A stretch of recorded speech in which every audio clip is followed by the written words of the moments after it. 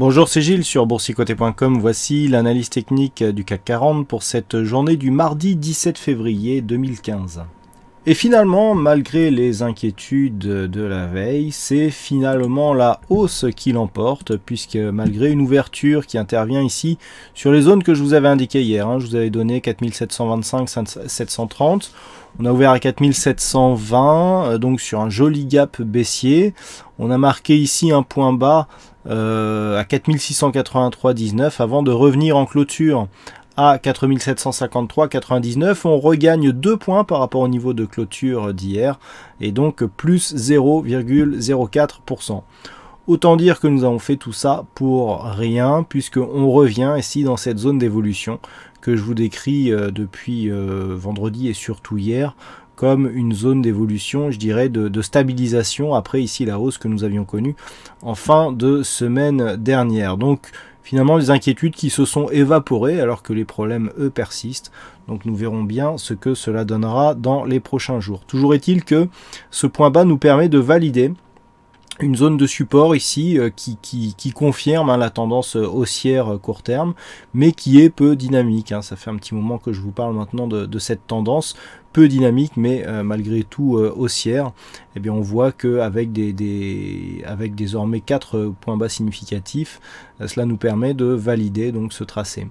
Donc dans ce contexte, on reste ici dans une tendance haussière, d'autant plus que la bougie du jour, suite à un gap baissier, nous propose ici une ombre basse assez fortement développée et une clôture largement supérieure au niveau d'ouverture, avec donc un comblement du gap. Donc on revient ici dans cette zone et je dirais qu'on annule l'alerte baissière, on neutralise l'alerte baissière qui est apparue suite à l'ouverture de ce gap baissier. Je vous en avais parlé, on aurait eu un beau pattern de retournement si par exemple on avait clôturé ici sur cette zone de point bas. Et là, eh bien, le pattern de retournement est invalidé puisque l'on vient reclôturer dans cette zone. Du point de vue de la configuration technique, c'est vraiment la stabilité. On a ici un RSI qui évolue juste sous sa zone de surachat. Le stochastique, lui, y est depuis maintenant, on n'ose même plus regarder depuis quand il est rentré en surachat. Le RSI, plus d'un mois. Le stochastique, pardon, ça fait plus d'un mois qu'il est en surachat.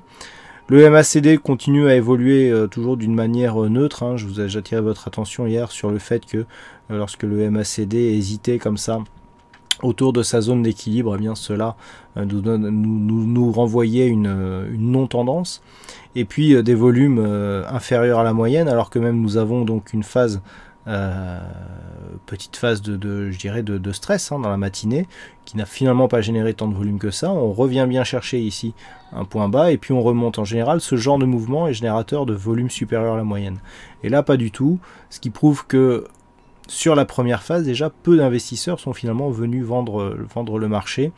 Donc, ce qui prouve que finalement, l'alerte n'était pas d'une si grande importance que cela.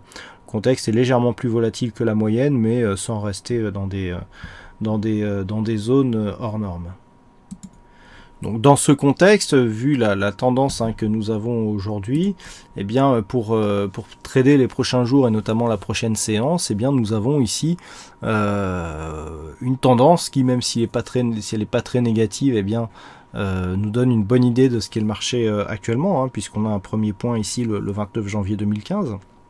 Donc ça fait plus de 2 semaines que nous sommes ici dans ce biais. Et le but, je dirais, c'est d'attendre ici des retours dans cette zone de support pour tenter d'acheter le marché. C'est clair qu'il vaut mieux acheter ici sur des phases de baisse telles que celle-ci que sur ces zones ici de points hauts, notamment par rapport à l'épaisseur du trend. Alors j'ai essayé de reporter les zones de support sur les points hauts, ça ne nous donne pas grand chose de significatif, donc nous allons voir avec peut-être d'autres points hauts. Si on part de ce point là, on a quelque chose qui converge légèrement, mais avec tellement peu de dynamisme que ça ne nous donne pas des tracés significatifs. Donc là, on visera surtout des retours sur ce support. Attention à une éventuelle rupture. si une éventuelle rupture intervenait. Tant qu'on ne dépasse pas, je dirais, les 4655 points, il n'y aurait pas de grand danger. Je dirais que la zone d'alerte pour un retournement majeur se situe toujours sur cette zone ici. Hein. Hier, on avait tracé les retracements de Fibonacci.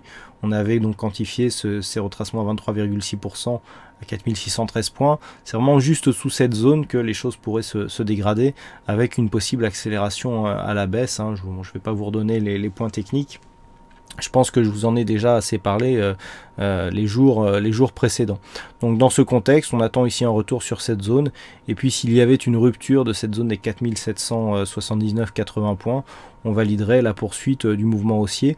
À noter la bonne de Bollinger hein, qui est en train d'arriver ici sur cette zone de point haut. Et à noter aussi que depuis que nous avons eu donc ce décollage, juste après ce fameux 15 janvier où nous avons eu le stress lié à la Banque nationale suisse, il n'y a eu aucun contact avec la moyenne mobile 20 exponentielle. Hein. Regardez ici, on vient bien attaquer ici la bolle supérieure.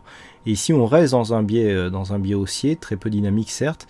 Vous voyez, la moyenne mobile exponentielle qui est ici en rouge n'a absolument pas été touchée. Elle évolue désormais sous sa moyenne mobile arithmétique, ce qui en général constitue un signe de faiblesse.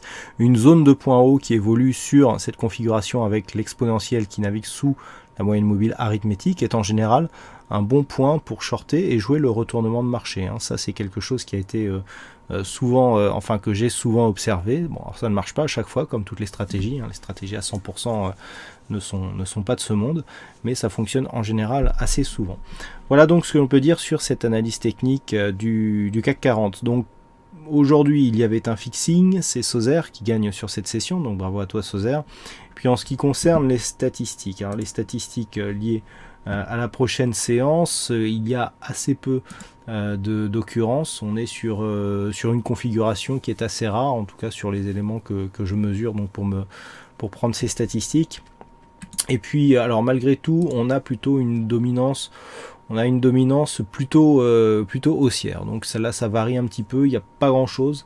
Et puis en ce qui concerne sur les prochains jours, on a là aussi une prédominance plutôt haussière. Donc par rapport justement à ces points bas qui viennent se chercher ici et qui rebondissent. Bon, on peut s'attendre, pourquoi pas, à une poursuite du mouvement haussier. C'est vrai qu'à chaque fois qu'on a une attaque ici sur cette zone de support, on remonte. On vient marquer de nouveau plus haut. Là, on a eu des attaques sur ce support. On est ensuite venu chercher le nouveau plus haut. Donc là, on a une attaque. À voir si le mouvement va se perpétuer et nous provoquer une nouvelle accélération haussière, donc avec un dépassement de cette zone des 4780 points. Voilà donc ce que l'on peut dire sur cette analyse technique du CAC 40. Je vous souhaite donc à toutes et à tous une bonne soirée, bonne chance dans le prochain trade et on se donne rendez-vous dès demain pour d'autres analyses techniques sur le site boursicoté.com. Bonsoir à tous.